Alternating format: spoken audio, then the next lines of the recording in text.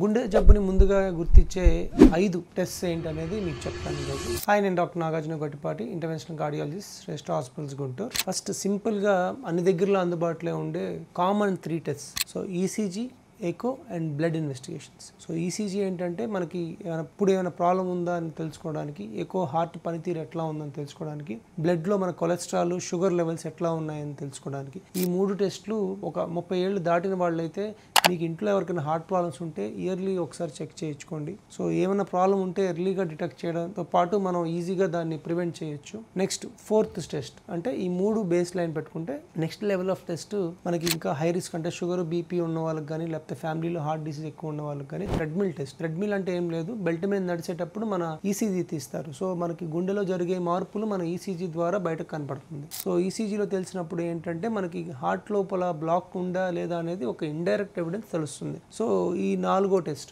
And last and finally coronary angiogram కానీ, city angiogram కానీ. So దీని ద్వారా ఏంటంటే డైరెక్ట్గా హార్ట్లో బ్లాక్స్ ఉన్నాయా లేదా అని తెలుసుకునే టెస్ట్ ఇది కొరనరీ యాంజియోగ్రామ్. ఇది చేయడం ద్వారా మనకు ఇప్పుడు బ్లాక్ ఉందా, లేకపోతే తీవ్రంగా ఉందా, లేకపోతే బ్లాక్ ఏమైనా స్టార్ట్ అయిందా అనేది తెలుసుకోవడంతో పాటు దానికి ట్రీట్మెంట్, అంటే స్టెంటింగ్ కానీ, లేకపోతే బైపాస్ లాగా ఏమైనా చేయాలా, లేకపోతే మందులు వాడుకుంటే సరిపోతుందా అనే ఒక నిర్ణయం కూడా తీసుకోవడానికి దోహదపడుతుంది.